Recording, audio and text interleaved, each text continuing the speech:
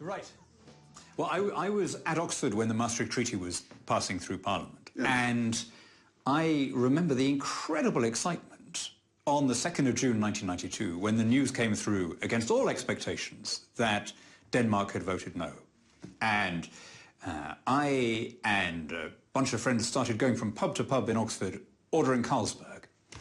And when we got to the 4th or 5th pub, the landlord said, "I don't know what's happened tonight, but we've run out of Carlsberg. Everyone's ordering it." And that was when we realised that it wasn't just us who were excited.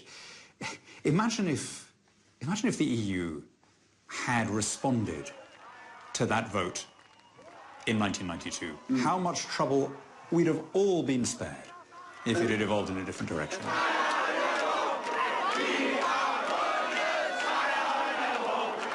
There was almost no anti-EU sentiment in the UK until Maastricht.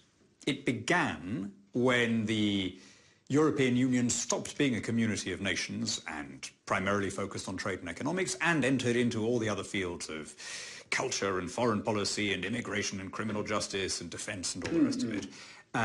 Of course, there had been people arguing for those things right from the beginning, but it was only with the Maastricht Treaty that that became official, that became the orthodox way forward, and it was no longer just one among a series of competing visions.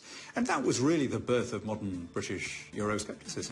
If in those talks there had been any willingness to decentralise power, any acknowledgement at all, but look at it from the point of view of a British voter. Right. And this, I think, is when it became clear that Remain was in trouble.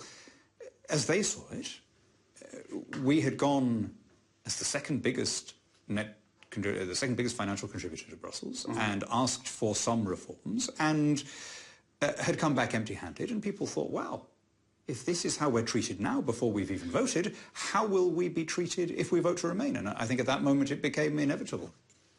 Find me one example of where the European Union has ever returned a power. The European Union is a conveyor belt, and we took the decision to step off that conveyor belt in 2016.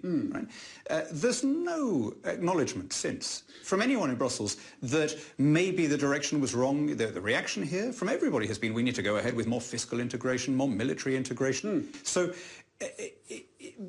there's no question in my mind that the direction is towards political integration. Everybody here is quite honest about that. I mean, it's plainly, if you speak to anybody here, the objective is to turn the European Union into something more like a single country. Nobody denies that here. It has one by one taken on all of the attributes and trappings of statehood: a flag and a national anthem and a parliament and a currency and a tax system and external borders. And the idea that this is all some Eurosceptic fantasy, that none of it's been happening, is just ridiculous. But I would rather live in a country which is a full democracy and where people can take responsibility for themselves, and in general, if voters are given more responsibility, they behave more responsibly. And you're saying that today the UK, before Brexit, until that day, that fateful day, the UK is not an independent democracy? That's correct. The supreme law on our soil was not UK law or parliamentary statute, it was the EU law, just like it is in Denmark and in every other member state.